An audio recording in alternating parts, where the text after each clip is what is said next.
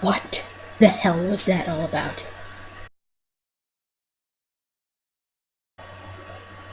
I have survived day 4. That was shit. This is day 5.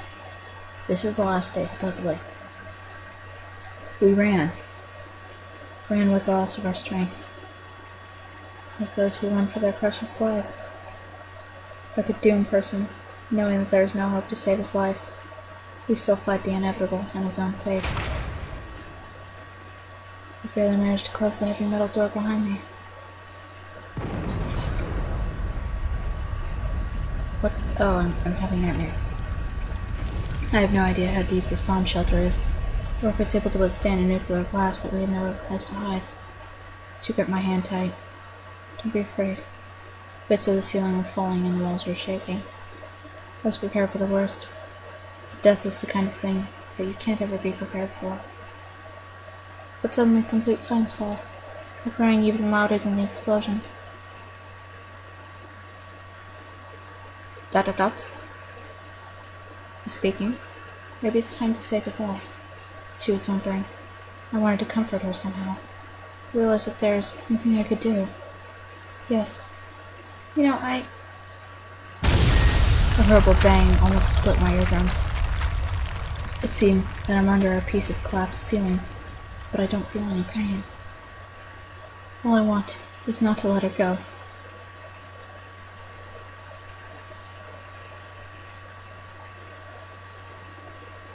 I woke up in a cold sweat, short of breath and gasping for air, and needing desperately to save. Hold on. It took me some time to come to my senses. It was a dream. It was just a dream. My questioning mind, however, refused to believe it. It was that girl with me there. I didn't want to let go of her hand so desperately. Sadly, I couldn't recall her at all. The clock was showing a few minutes past 10. I slowly came to my senses as reality started to take me to stake out its claim on my mind. And my stomach foully growled. Alright, where's war? But lunch should be served in due time. It turned out that a bit of a treadmill wasn't here. She must have decided not to wake me up. Thanks God to our camp leader for this. After yesterday's adventures, I had to have a rest. Last night remained a blurry memory, which I really didn't want to think about. It's now more important to find something to eat and to wash myself. Exactly. Because a pioneer must always be clean and tidy.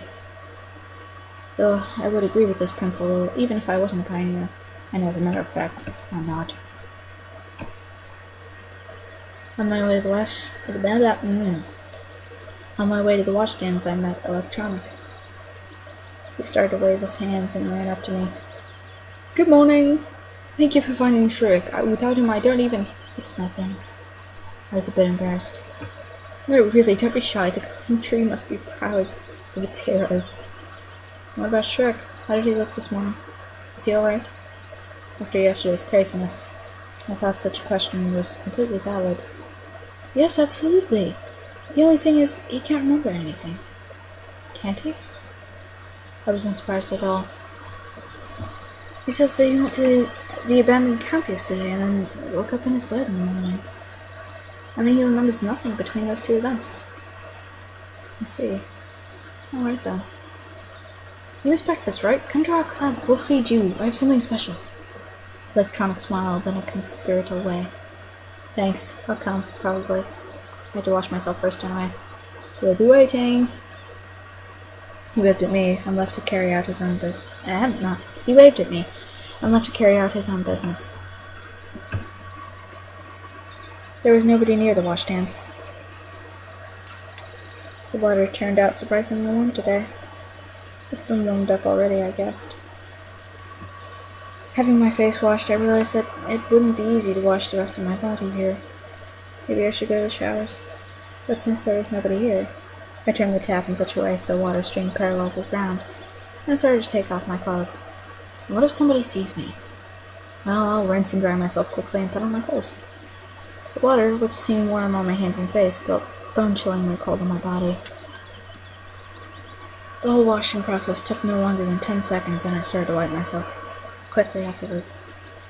But I didn't manage to finish anyway. There were voices coming in from the directions of the footpath. The only solution came to me in a split second. I grabbed my clothes and dashed in the bushes. A moment later, Alyssa and Eliana appeared near the washstands. You could have done it by yourself. Why did you bring me here? Is it a big deal for you? Fine, let me. I peered at them and noticed they were both covered in red paint. What a surprise. I wonder how they managed that. Alyssa opened the valve and started to rub Eliana's back. Take off your bra. What if somebody sees us? What? Is there anything to see? She grinned. Okay, just be quick. Wow. It was true that there wasn't much to look at, but even so, I stared at the girls narrowly. It was a pity that they were standing with their backs to me. Simeon. Wow. A minute later, Alyssa managed to wash off all the paint. I'm done. Thanks. You're welcome, Alyssa replied lazily. Listen, let me try on yours. She pointed at Alyssa's bra. It won't fit you for sure. Well, I'd like to try anyway. But out here, there's nobody here, right? Eliana looked my way and smiled archly.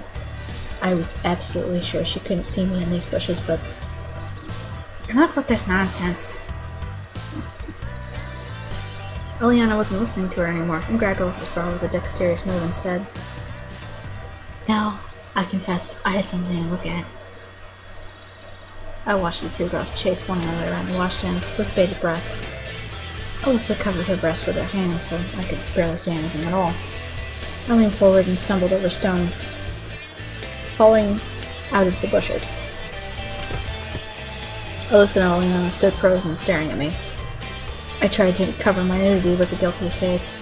The tableau lasted for a few seconds, and Alyssa took her shirt and somehow put it on in an instant. You! Her face gone from red to purple.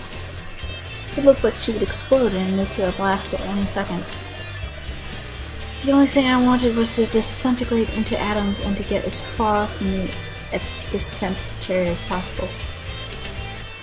He was sitting there the whole time. So she noticed me then. You! And I accidentally, if you know what I mean. Alyssa rushed at me. Covering my butt with one hand and holding my clothes with the other, I ran into the woods. It seemed the best solution at the time, as showing up naked in the middle of the camp, accompanied by two screaming girls, wasn't a good idea. I ran without looking back, and stopped a few minutes later to catch my breath. It seemed that there was no pursuit, so I managed to save myself. But at the cost of lacerated, scratching, and bleeding feet, as I had no time to put on my boots. I sat on a tree stump outside. Sometime later, having dressed already, I left the forest. I needed to decide what to do next. My feet are hurting, so I should go straight to the infirmary, but on the other hand, my stomach isn't going to wait either. Maybe I should accept Electronic's invitation? Or head to the canteen in the hope of finding something worth to eat there.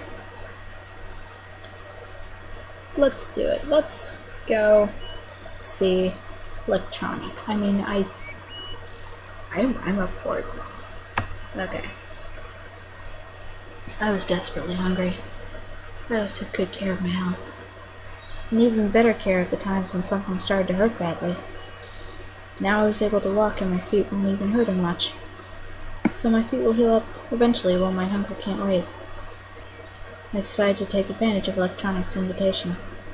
In the end, knowing the local pioneers, it was smart to assume that there wasn't even a piece of stale bread left at the canteen.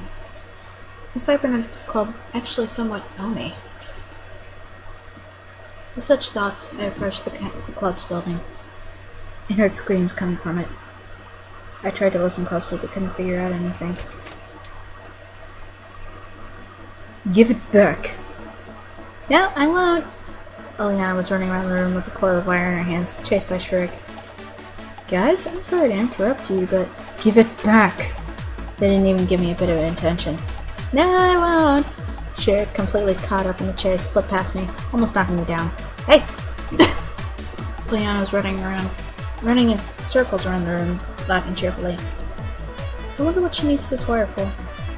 Meanwhile, the head of the Cybernetics Club was looking fine even after yesterday's madness. One could even say he was looking fresh. But this probably wouldn't help him to catch Elena. She was smaller, much more agile and faster after all. She could easily drive him to exhaustion. Hey! Oleana ran up to me and hid behind my back. Shurk in his turn left the club, slamming the door on his way out. He was offended, it seems. Hey, what's wrong with you? He won't catch me!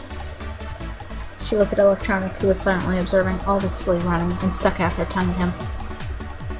Simeon, take the wire away from her! Why do you need it in the first place? You don't have enough wire or something? He was trying to catch Oleana, who was hiding behind me. He moved to the right while she moved to the left. He moved to the left and she moved to the right. In the end, I got tired of this and grabbed the wire from Oleana with one dexterous move. Give it back! Give it to me! Give it back! She shouted resentfully. No, I won't! Stop horsing around! I held the wire above my head so Oleana, with her height, couldn't possibly get it. Thank you! Okay, fine. She snorted and turned away from me. Why do you need this in the first place? That's none of your business. Oleana looked at me shyly. Do you want me to tell everybody that you... I shut her mouth with my hand and dragged her along to the exit. Okay, we need to go, I told Electronic while giggling stupidly. And what did you come here for? Breakfast! Ah. Once outside, I let the kicking Oleana free. Hear me out. You realize that it was an accident. Even more so, it was caused by you. I know nothing. Facts are facts. You were watching us. No. What would Olga Dimitrievna think? On the one hand, I did not want to care in the slightest what the camp leader would say, but on the other, everything was against me, and in my position, it would be better not to get myself into such a situation. Fine. Maybe we can make a deal somehow. She started to think. I know. I anticipated the worst. You bring me that wire. What do you need it for? I need it for my needs. Okay, let's assume I get it. You won't tell anybody. I give you the word of a pioneer. I could hardly believe her. But at the other hand, it was just a coil of wire, so why shouldn't I try? No, fine, whatever. Okay, fine. Deal. But you must know that. Yeah, of course, she interrupted me.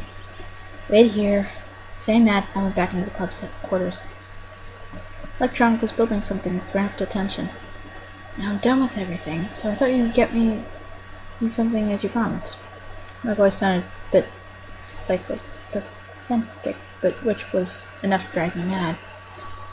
Of course I'm not insisting, but 1 minute. He tore himself away from his work and got a pair of buns from the drawer and a classic triangular pack of kefir. Be my guest. Thank you. While I was busy eating, Electronic didn't turn away from his device for a second. He was rolling up the wire, which had taken away from Oleana into the coil. And it was wire she wanted. So, what's this? An inductor. Inductor? Join our club and you'll know everything. He looked at me and smiled shyly. I'll think about it. Of course, I wasn't going to join anything, but taking into account that he had fed me, I had to be polite. By the way, as I said, I have something else. Well, yeah? Wait a second. He went into the adjacent room and came back after a minute with some kind of package. Ta-da! And he gave it to me. There was a big bottle of vodka inside. I get it, but it's still morning. It is like Electronics share the motto of get drunk in the morning, take the entire day off. What are you talking about? I'm not suggesting we drink it. We have it to clean the optics. Cleaning the optics, yeah, right. Internally. Okay. I gave him the package back. By the way, can you spare me this coil? What do you need it for? Probably had to think about reason beforehand. I just need it. We can't do without it as well. Do you? Well, never mind then. I can't just force him to give it to me, right? I'll go though. Come back any time. Of course. The moment I wanted to have a drink. Walking out, I questioned myself why he wanted to show me the vodka in the first place. Juliana ran up to me instantly. And, so, have you got it? No. That's your own fault then. Do you need this wire at all? But you get credit for trying. What? I was surprised. Alyssa would tell everything anyway. Juliana laughed. She's really angry with you. I bet. I muttered quietly. Okay, see ya. She waved at me and ran away. Here I am, in a stupid situation once again. No big deal. It's not the first time. Suddenly my hunger returned again. Sure, a meal of some buns and kefir was awesome, but it's not enough to fill me up. Luckily for me, I heard the bells sound, calling pioneers for lunch. Strawberries.